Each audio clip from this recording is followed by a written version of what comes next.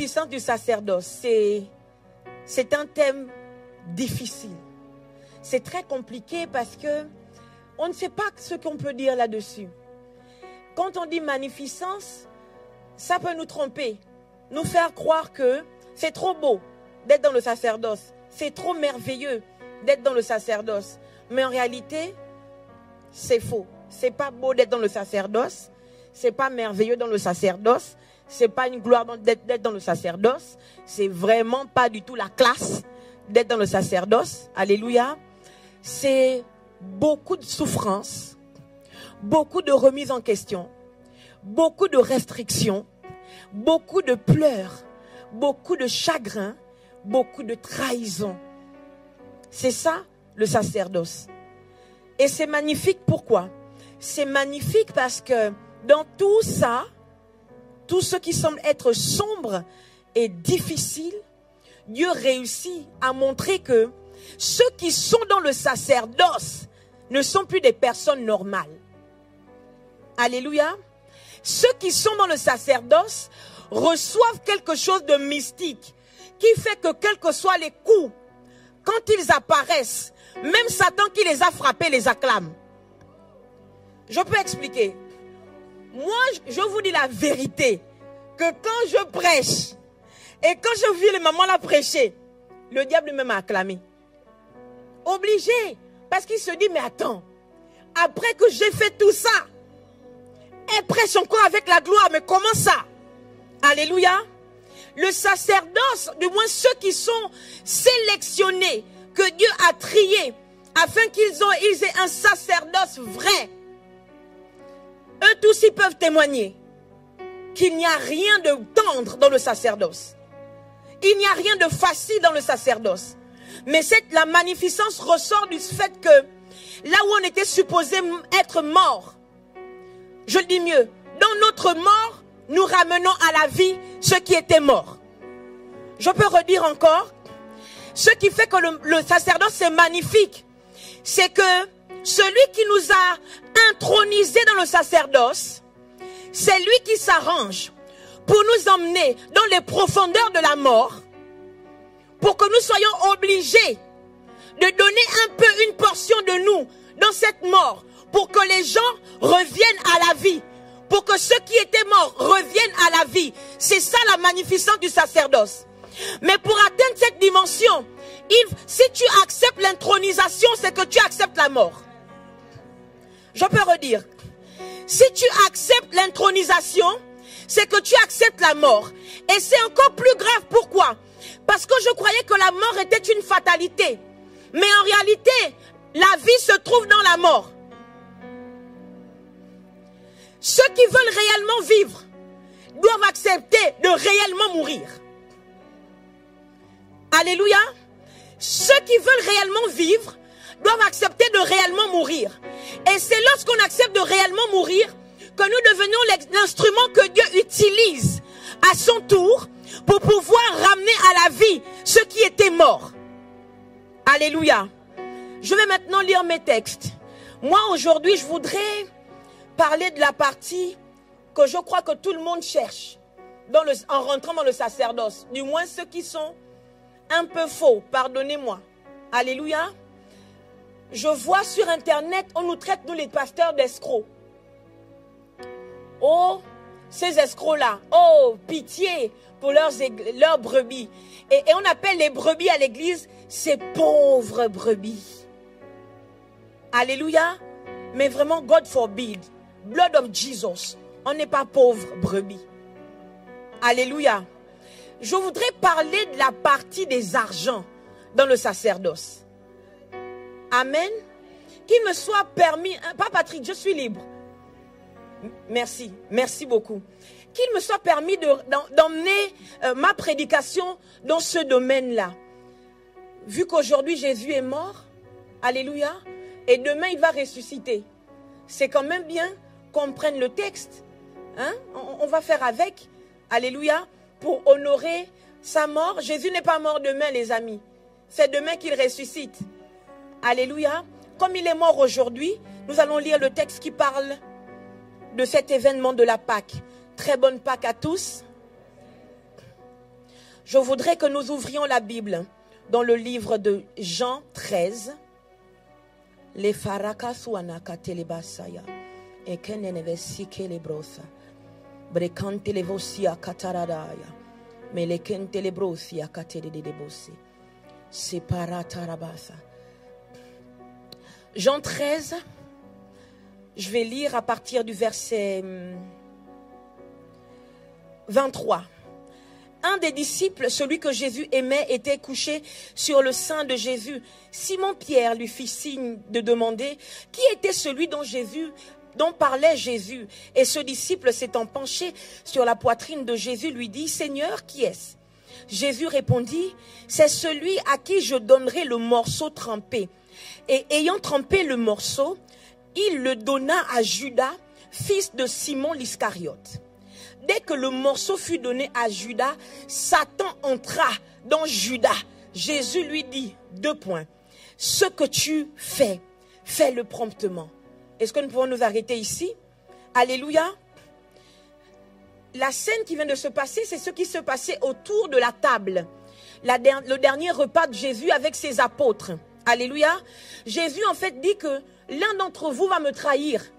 Et donc Simon-Pierre demande à Jean, demande à Jésus, c'est qui? Et Jésus explique. Jésus aurait pu dire, c'est Judas. Jésus n'a même plus la décence de dire son nom. Jésus dit, c'est celui à qui je donnerai le morceau. Alléluia, qui me trahira. My living God. Je pensais que Judas était capable de trahir Jésus. Croyez-moi, que si Judas n'avait pas pris le morceau de la main de Jésus, Judas n'aurait pas été capable d'aller jusqu'au bout. Je peux redire. La Bible dit que dès que Judas prit le morceau, Satan entra en lui. Ça veut dire que si Satan n'était pas rentré dans Judas, Judas n'aurait pas eu la force d'aller jusqu'au bout. Alléluia. C'est que donc même pour trahir Jésus, aïe aïe aïe aïe aïe, même pour trahir Jésus, il fallait que Jésus pose un acte qui affaiblisse Judas, ou du moins qui ouvre un vortex pour que le diable rentre en lui, pour le forcer à faire n'importe quoi. Regardez, quand Jésus est dans Gethsemane et que maintenant vient le chercher, on demande qui est Jésus.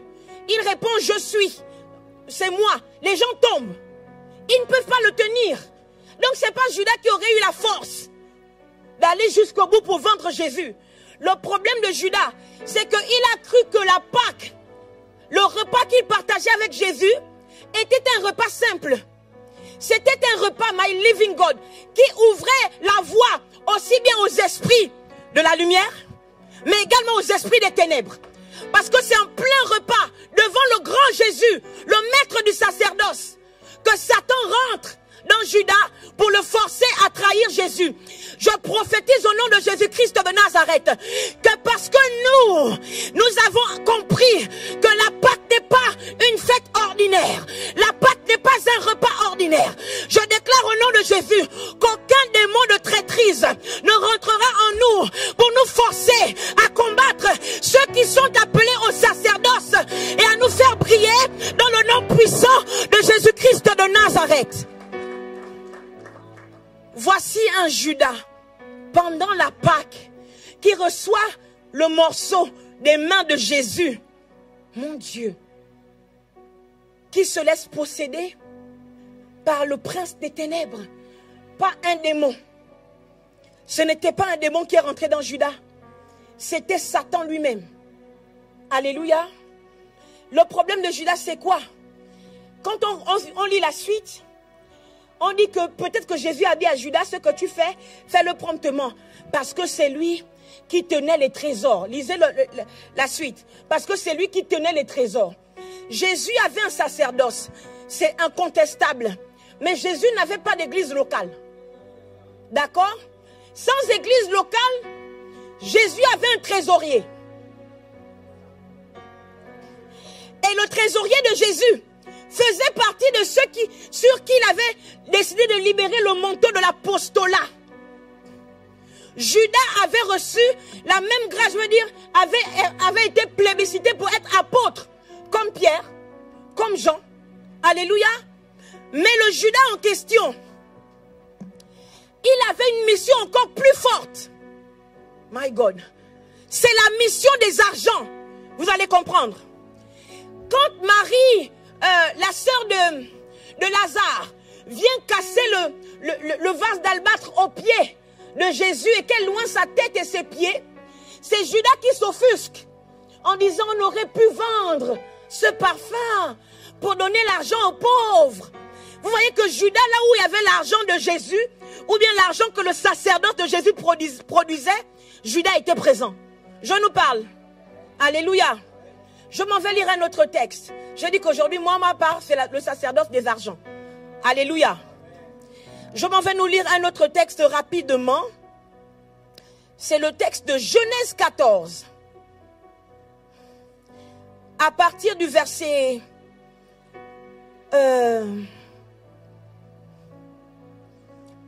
du verset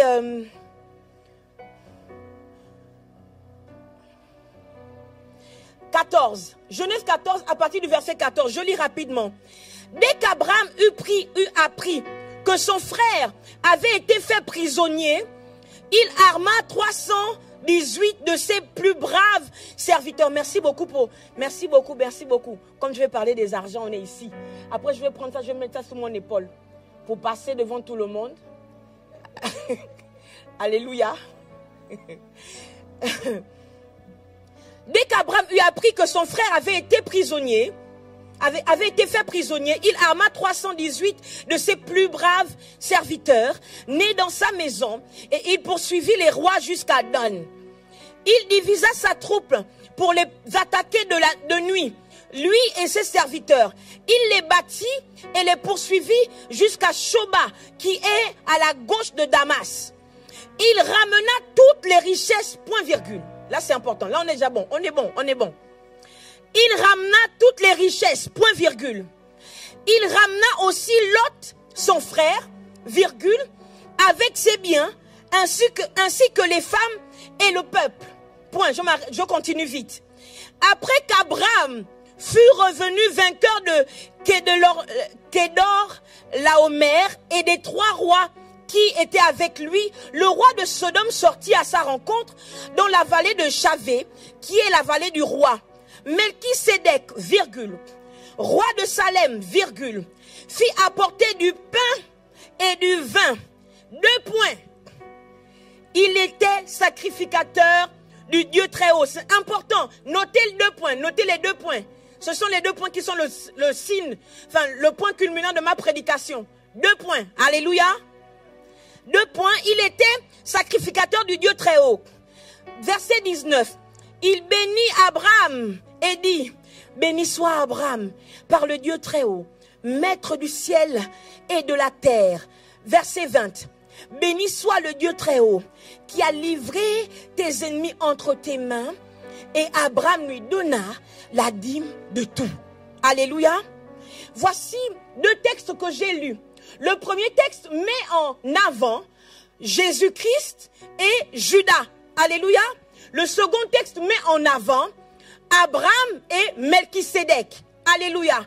Dans le livre de Jean, Jésus c'est le sacrificateur. Amen. Et Judas est celui qui est supposé recevoir également la grâce de la sacrificature ou bien plutôt du sacerdoce. Alléluia. Et dans le texte de Genèse, Melchisédek c'est le sacrificateur. On a dit 2 points, il était sacrificateur du Dieu très haut. Alléluia.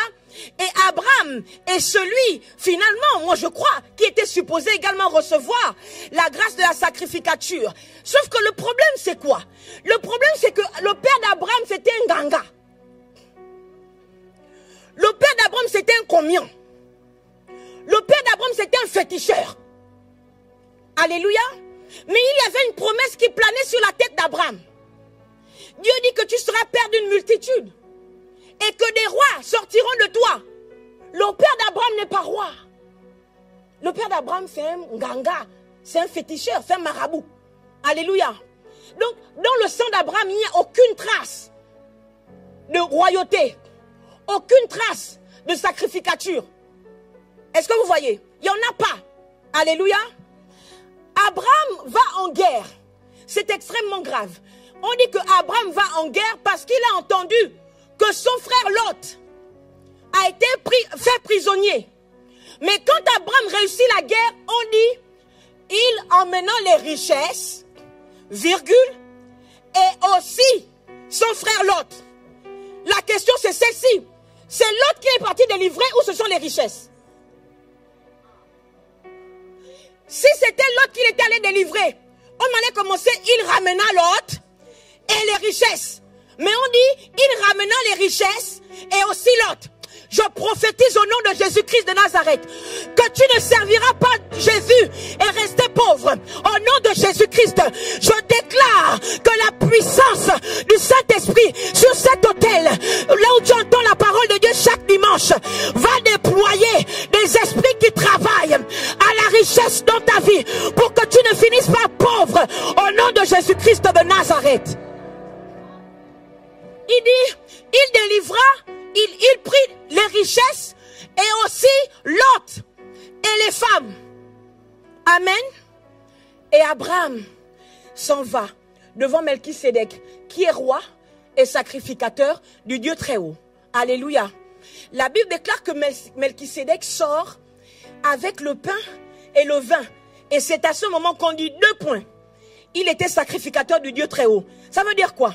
Que le pain et le vin que Melchisédek emmène, c'est pour faire un rituel sur Abraham. Je peux redire. Le pain et le vin que Melchisédek emmène sur Abraham, ce n'est pas pour faire la fête. Parce que quand on cite ça, on met 2 points. C'est pour expliquer pourquoi est-ce qu'il a emmené le pain et le vin. Il a emmené le pain et le vin pour pratiquer un rituel sur Abraham. Mais je suis choquée. Je suis choquée pourquoi? Parce que le pain et le vin sont entre les mains de Melchisédek, qui est lui roi et sacrificateur. Alléluia. La Bible déclare que Melchisédek bénit Abraham. Ça veut dire que il lui a donné à manger du pain et du vin. Il a mangé. Amen. Il le bénit. Que le Dieu très haut te bénisse et toutes ces choses. Et la Bible dit ensuite, et Abraham, et, d'accord? C'est écrit, et. Ça veut dire quoi? C'est que la suite, c'est la conséquence de l'action que Melchisédek a posée sur Abraham. Parce que Melchisédek lui a donné le pain et le vin. Et donc Abraham lui donna la dîme de tout. De l'autre côté, Melchisédek, on comprend dans le livre des Hébreux que c'était la représentation de Jésus. Alléluia. Il y avait Melchisédek et Abraham. Abraham a pris ses argents. Parce que le roi et le sacrificateur qu'est Melchisédek a pratiqué un rituel par le pain et par le vin. Je le dis mieux, par le corps et par le sang. Donc vous comprenez que la Pâque n'a pas commencé en Exode. La Pâque a commencé en Genèse pour transférer la richesse, le sacerdoce et la royauté. Je nous parle. Alléluia. Maintenant, dans la nouvelle alliance, nous on est encore un peu dans l'alliance ancienne parce que Jésus n'est pas encore mort. En Jean, le même Melchisédek qui est représenté par Jésus-Christ est devant un autre qui s'appelle Judas. Abraham s'est dépouillé de ses richesses. Il y a eu une transaction, un échange. Melchisédek a donné le vin et le pain. D'accord? Et Abraham a donné ses argents. Alléluia. Et de l'autre côté, Jésus a donné le vin et le sang. Et Judas n'a rien donné. Et pourtant, c'est extrêmement grave. Et pourtant, Judas avait de quoi donner. Pourquoi? Parce que qu'est-ce qui se passe cette nuit-là? Cette nuit-là, lorsque, my living God, Judas a pris le vin et le pain, ou plutôt le corps et le sang, Judas avait donc l'argent. Judas part. Et Judas prend l'argent et fait sortir le sacerdoce que Jésus lui a donné par... Aïe, aïe, aïe, aïe, aïe.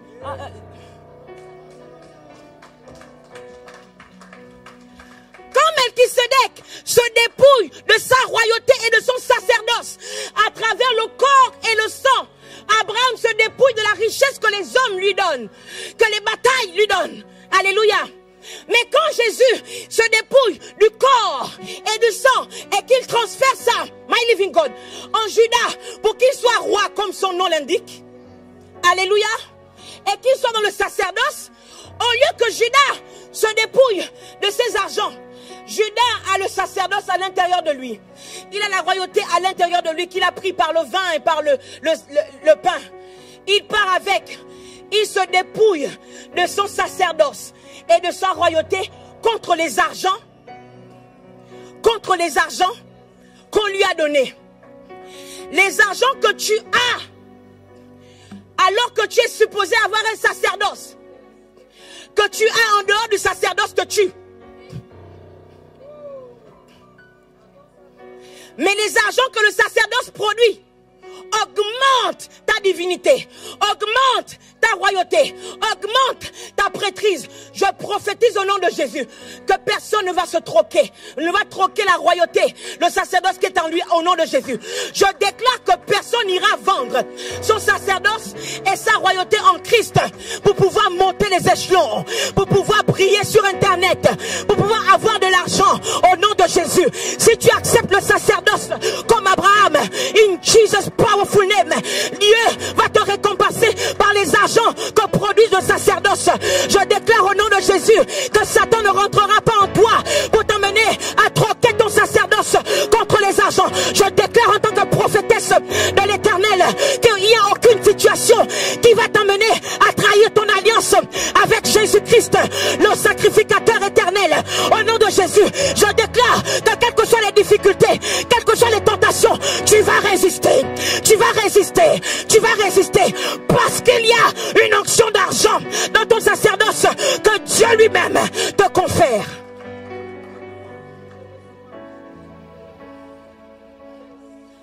Nous sommes fatigués. Nous sommes fatigués qu'on nous mélange, nous tous, entre ceux qui font des alliances maléfiques dans le noir. Et puis devant les écrans, il s'appelle pasteur. Je suis fatiguée qu'on nous traite d'escrocs.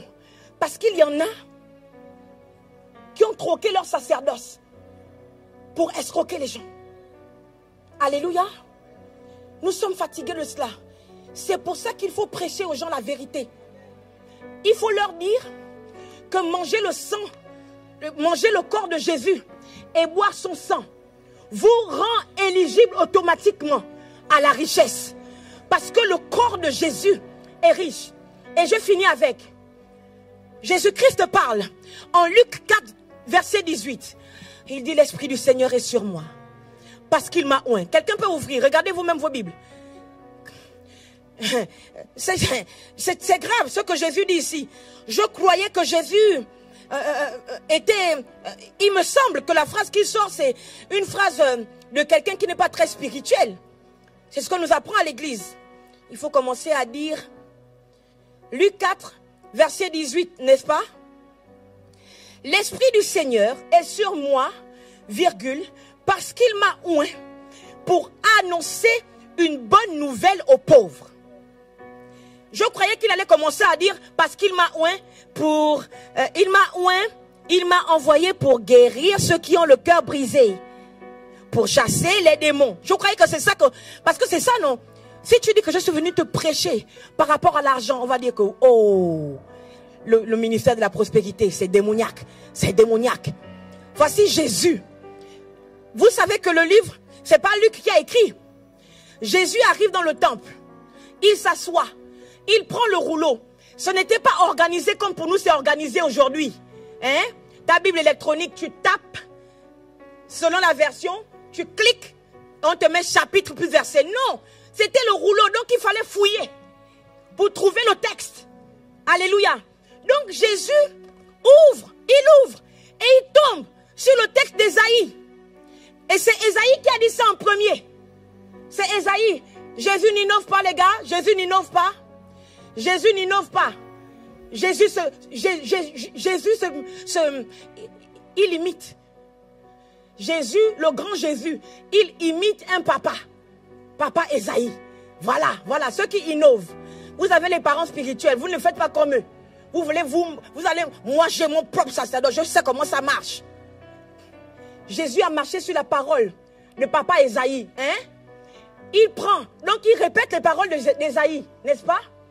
Il dit l'Esprit du Seigneur est sur moi, parce qu'il m'a oint. La première chose que Jésus cite, la première chose pour laquelle il a été oint, alléluia, c'est pour annoncer une bonne nouvelle aux pauvres.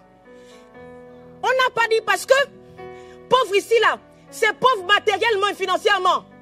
Si c'était pauvre d'esprit, on allait rajouter comme l'autre texte de Matthieu, qui dit les pauvres en esprit.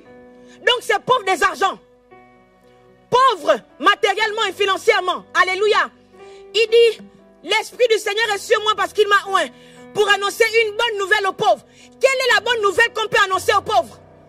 Si ce n'est que c'est fini, tu n'es plus pauvre, tu es maintenant riche. Quelle est la bonne nouvelle? Oh, je prophétise, j'annonce que parce que l'Esprit du Seigneur est à Cataluma, au nom de Jésus, le manque s'arrête, la sécheresse financière s'arrête, les découvertes s'arrêtent, au nom de Jésus-Christ de Nazareth.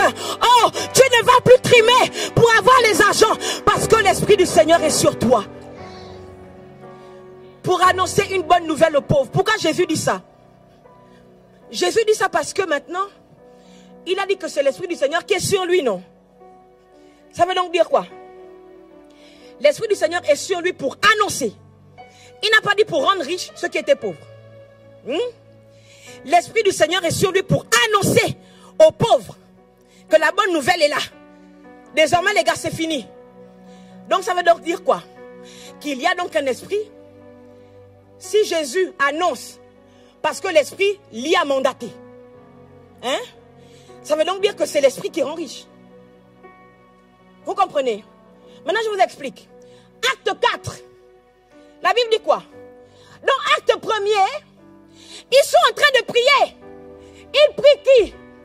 Ils prient le Père pour que le Père leur envoie la promesse que Jésus leur a donnée. Ne bougez pas de Jérusalem jusqu'à ce que vous receviez le Saint-Esprit. Amen. Le Saint-Esprit tombe sur eux. Alléluia. Et des langues de feu tombent sur eux, rentrent en eux et commencent à parler, à prophétiser. Acte 1er, acte 2, acte 3. En fait, acte 1er, les gens se convertissent. 3000 personnes rentrent dans le ministère. On n'a pas compté les femmes et les enfants. Donc je crois que en un jour, il a peut-être eu 5000 membres. Alléluia. Et puis, acte 2, il continue avec l'Esprit. Acte 3, My Living God, les trésors. On n'a pas fait les trésors. Et puis acte 3, il continue avec l'Esprit. Et acte 4. Acte 4 nous montre la vérité de ce que Jésus avait dit. Alléluia. Jésus avait dit que l'Esprit du Seigneur est tombé sur lui pour que premièrement, il annonce une bonne nouvelle aux pauvres. Mais quand Jésus annonce une bonne nouvelle, il y a un esprit derrière les paroles de Jésus. Mes paroles sont esprit et vie. Il y a un esprit derrière les paroles de Jésus qui travaille. Et l'esprit lui-même est descendu. Alléluia. Il est tombé sur Pierre, qui était pauvre, qui ne pouvait même pas payer les impôts. Il était obligé de partir pêcher un poisson. Alléluia. Pas un poisson qui avait l'argent. Non, c'est pas ça qui est choquant. C'est un poisson qui avait l'argent, qui avait l'image de César. C'est un poisson qui avait la devise qu'on utilisait à Jérusalem. Alléluia. En acte 4, quand le Saint-Esprit descend, la première chose, la première entité, la première onction que le Saint-Esprit détruit, le premier esprit que l'Esprit de Jésus dépouille, c'est l'esprit de l'indigence. Et la Bible dit en acte 4, et il n'y avait aucun indigent au milieu d'eux. Et il n'y avait aucun indigent au milieu d'eux. Et il n'y avait aucun indigent. Ça veut dire quoi? Ça veut dire que lorsqu'on fait le sacerdoce sous l'emprise de l'Esprit de Jésus, alléluia, la première chose qu'il est supposé tuer dans nos vies, tuer dans notre sang, tuer dans nos églises, tuer dans nos familles, c'est l'esprit de l'indigence, l'esprit de la pauvreté, l'esprit du manque de prospérité. Alors que je parle, in Jesus' powerful name, alors que je laisse le Saint-Esprit se mouvoir au milieu de nous, je déclare qu'il vient maintenant dans ton sang, dans ton ADN. Il va le localiser l'esprit, l'onction, l'organe, my God, la globule, je ne sais pas, la chose qui est dans ton sang, qui te force à être pauvre, alors que tu n'as pas envie d'être pauvre. Je déclare que l'onction du Saint-Esprit rentre dans ton sang pour détruire l'onction de l'indigence, pour couper les cordages de l'indigence, pour écraser l'esprit de l'indigence, pour dire stop à l'onction de l'indigence dans le nom puissant de Jésus.